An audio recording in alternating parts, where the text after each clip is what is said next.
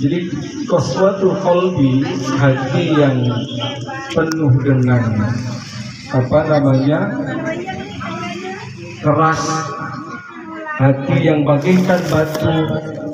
Itu akibat dari apa? Akibat dari perilaku maksiat yang terjadi dalam diri seseorang. Hatinya membatu, mau mendapatkan petunjuk dari Allah, mau dibacakan apapun dari Allah, mau diapakan oleh Allah, maka hatinya adalah tetap keras dan membatu. Ya Bu, hatinya tetap keras dan membatu, yang disebut dengan qaswatul qalbi. Perilaku kerasnya hati karena tadi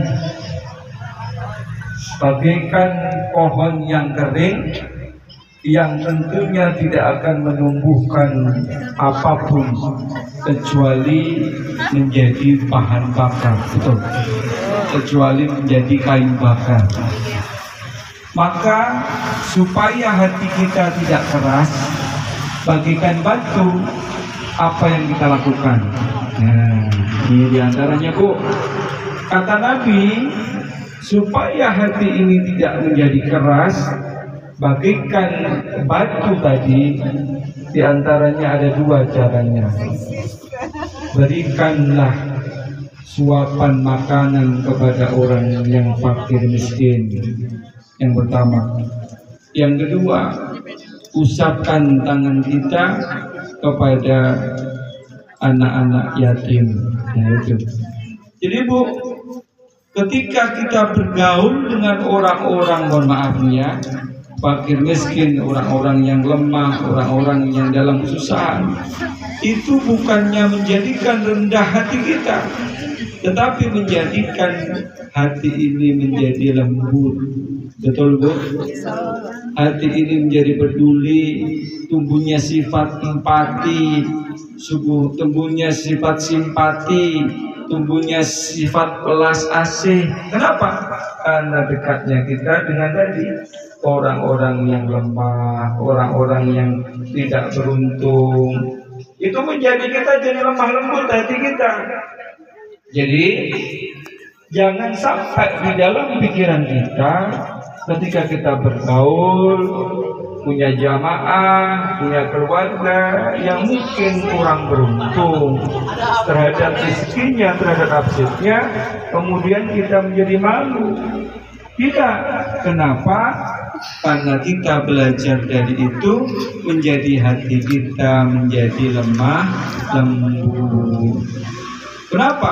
Banyak orang yang bergaul dengan orang-orang yang sukses, orang-orang yang punya jabatan, orang yang punya harta yang banyak, bisa-bisa yang dulunya hatinya lembut menjadi keras bagaikan batu, menjadi sombong.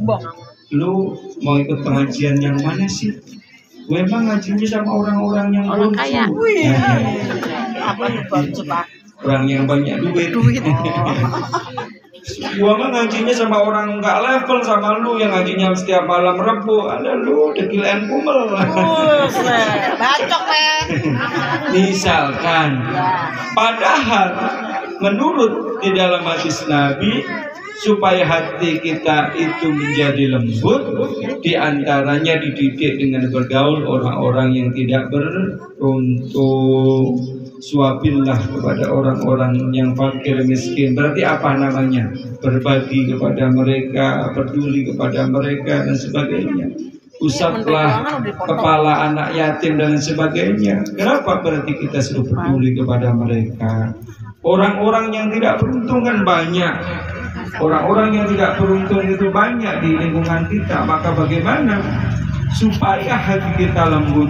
Maka kita belajar untuk bergaul dengan mereka. Itu tidak akan mengurangi yang namanya tingkat derajat kita kepada Allah. Betul nggak? Justru insya Allah akan menjadi mulia. Biarpun kita menjadi kaya raya, tidak menjadi orang yang sombong. Biarpun kita mendapatkan jabatan yang tinggi, tidak menjadi orang yang iri hati kepada orang lain, tidak peduli kepada sesama. Jadi jamaah sekalian yang dimuliakan oleh Allah Subhanahu wa taala, Amin. dengan bergaul orang-orang yang kurang beruntung, yang nasibnya mohon maaf tidak baik, tidak bagus seperti kita, tidak menjadi kita berkurang derajat kita. Betul? Tidak kita menjadi orang yang kemudian amal ibadah kita tambah berkurang, tapi insya Allah justru menjadi bertambah jadi pahalanya. Betul nggak? Alhamdulillah jamaah sekalian. Jadi jamaah sekalian yang dimuliakan oleh Allah SWT, ketika kita mau ngaji tidak usah minder, tidak usah malu dan lain sebagainya. Kenapa? Karena kita semangat.